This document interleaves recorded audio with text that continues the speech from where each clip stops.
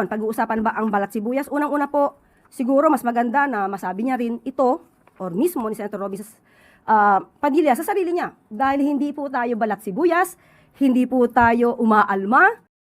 Pero ang sinasabi po ni Congressman Mike Defensor just now, sabi po niya, nauna pa kaming makulong kaysa sa mga totoong nagnakaw sa kaban ng bayan. Mapapakulong nyo kami at mapapatahimik pero hindi kami susuko. Your reaction? Yusek, babalikan ko lang yung yung naging foreign trip sa Canada, yung na-experience nyo doon sa Canada. Kasi may mga nababasa sa social media na mayroon allegedly mga efforts na i-deport daw yung mga na-involved doon sa tawagin na lang nating nag-confront sa inyo. Base doon sa pakikipag-ugnayan sa DFA kung meron man, totoo po ba yung magkakaroon ng deportation dito sa mga involved? Nung nangyari po kasi ito, hindi po ako nagsumbong. Hindi ko po agad ito pinaalam. Dahil wala po sana akong balak na palakihin. Pero nung dumating kami sa PhilCom, mas marami pang kumalat na mga balita na hindi namin alam na kumalat na pala yung video. So doon lang namin nalaman na talagang balak or parang may agenda sila na ito ay ipakalat. So dahil dyan, mas nakita ng iba nating mga kababayan yung mga ginawa nila na hindi maganda habang kami ay nagtatrabaho sa bansang Canada.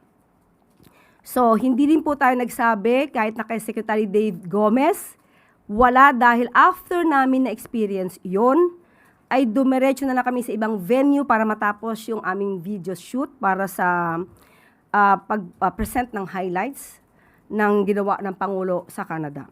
So, nalaman na nga lang namin dahil kami pa yung sinabihan na may kumakalat na video. Hindi po tayo nagsumbong. Hindi po natin alam kung merong gagawing aksyon ang Philippine Embassy, ang ambassador at ang Consul General sa Canada. Pero as far as I'm concerned, wala po kaming isinumbong. Nagkataon lang po na kumalat siya siguro dahil sa ibang mga kababayan natin. At the same time, siguro yung kumuha ng video, yun talaga yung purpose nila. So, wala kaming kinuhang video. Hindi po galing sa amin ang video, sa kanila po galing. So, kung ano po ang magiging tugon dito ng DFA, mas maaari po siguro na i-address na lamang natin ito kay Secretary Tess Lazaro. Sa last point regarding this, nagkaroon ng reaction si Senator Robin Padilla at ang sabi niya sa inyo, wag daw kayo maging balat sibuyas, saying that public service comes with scrutiny and even insults. Opo, mas maganda po sana kung nagsalita muna si Senator Robin Padilla at inalam niya ang buong kwento bago siya nagsalita na balat sibuyas. Unang-una, katulad ng sinabi ko kanina, hindi po kami ang nagpakalat ng video. Wala po kaming balak na ito ay palakihin. Pero lumalabas na sila, yung malamang yung sino ang nangharas o gumawa ng ganito sa amin sa Canada, sila yung nagpakalat ng video para sa kanilang content na i-spread nila sa kanilang mga kaalyado o sa mga trolls. At pangalawa,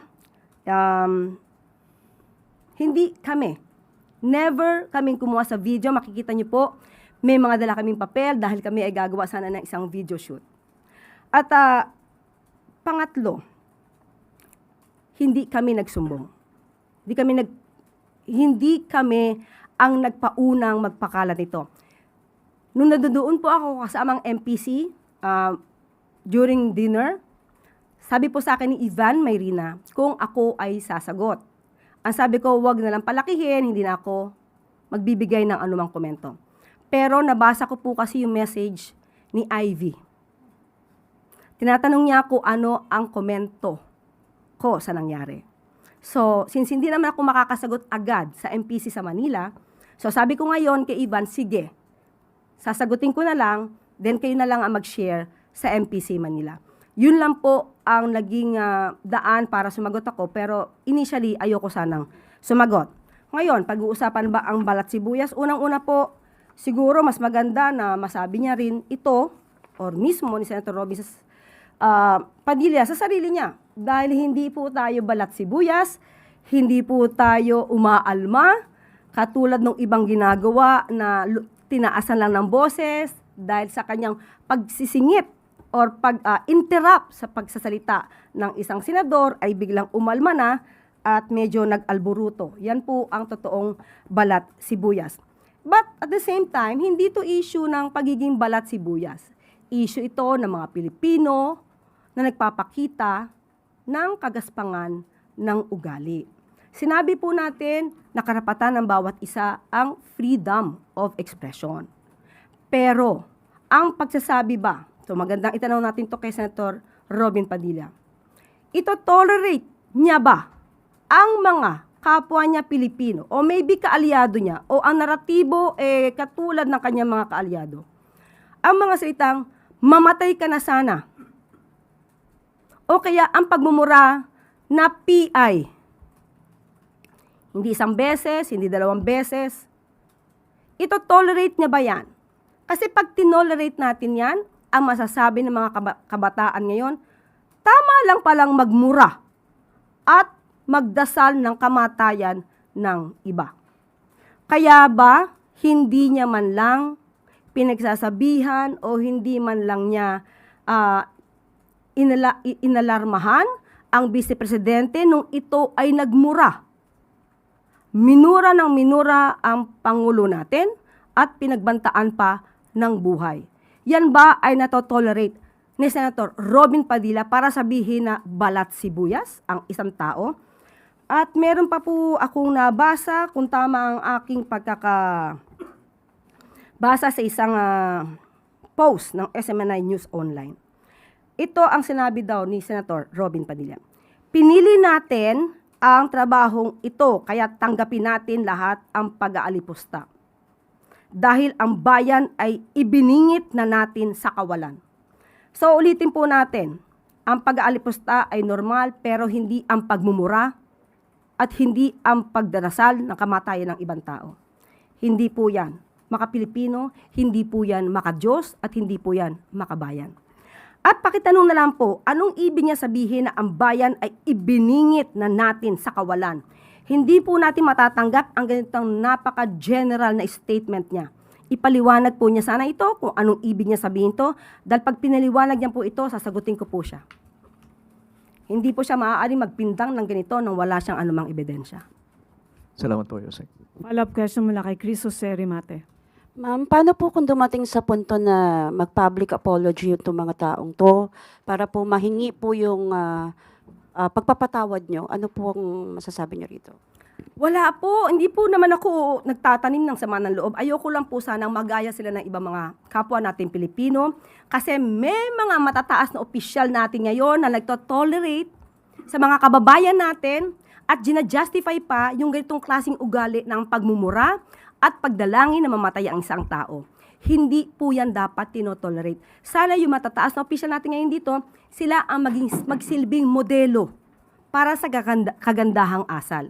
Hindi sila yung nagsisilbing modelo para gayahin sila sa masamang ugali. Unang tanong mula kay Maricel Alili, TV5. Good morning, Yusek. Yusek, Senator Rodante Marcoleta is now in custody. What did the President say about it? Kung yan po ang isinasaad at sinasabi ng batas at yan naman po ang kautusan ng korte, yan naman po ay irerespeto ng Pangulo. Pero ang sinasabi po ni Congressman Mike Defensor just now, sabi po niya, nauna pa kaming makulong kaysa sa mga totoong nagnakaw sa kaban ng bayan. Mapapakulong nyo kami at mapapatahimik pero hindi kami susuko. Your reaction? Yun nga po, sana po ay minabdali din nila ang pagbibigay ng mga ebidensya. Konkretong ebidensya, hindi lang puro pamidya. Mas magkakaroon po ng resolusyon at ng solusyon kung sila ay nagsumiti kaagad ng mga konkretong ebidensya para kung sino yung mga tao na nais nilang papanagutin ay napanagot na po sana. Nadala na po sana sa korte ang mga kasong kanilang idudulog. Pero hanggat hindi sila nakakapagbigay ng konkretong ebidensya, hindi po talaga ito kakagatin ng korte. Pero yung sinasabi po ni Congressman Defensor na clearly wala raw basis itong case na isinampa kay Senator Marcoleta at sa kanya. Sa korte na lamang po nila ito gawin at depensahan. Okay, last na lang po. Ano po ang tingin ng Malacanang, how will this arrest, if this is considered an arrest, affect the happenings in the Senate, especially na ngayong araw magsisimula yung impeachment trial against the Vice President? Nasa kamay na po yan ng Senado. Ang sa atin naman po, sa anumang pagkakataon, kung ano man ang oras, kung ano mang araw, kung ano ang sinasabi ng korte, kung mayroon silang in-issue na warrant of arrest, hindi po ito mapapahinto. Hanggat wala rin naman pong court order na maaaring magpahinto sa pagpapatupad dito. So kung in-issue po ito ng korte, ito yung valid warrant of arrest, wala pong magagawa ang ehekutibo kundi ito ay i-enforce.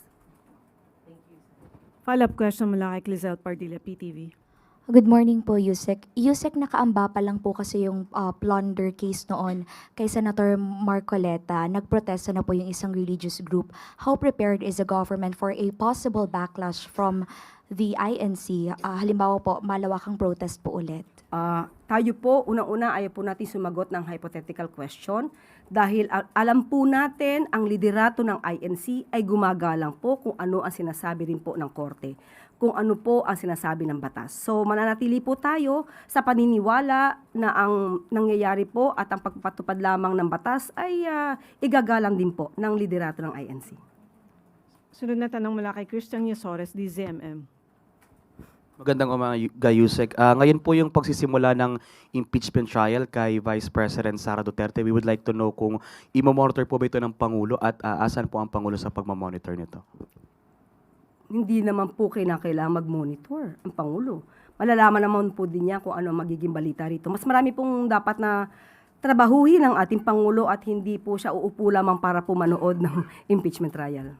May we know lang po yung thoughts ni President Marcos for today's impeachment trial na yung kanyang dating kaalyado sa pagtakbo sa halalan ay masasalang po ngayon sa isang impeachment trial.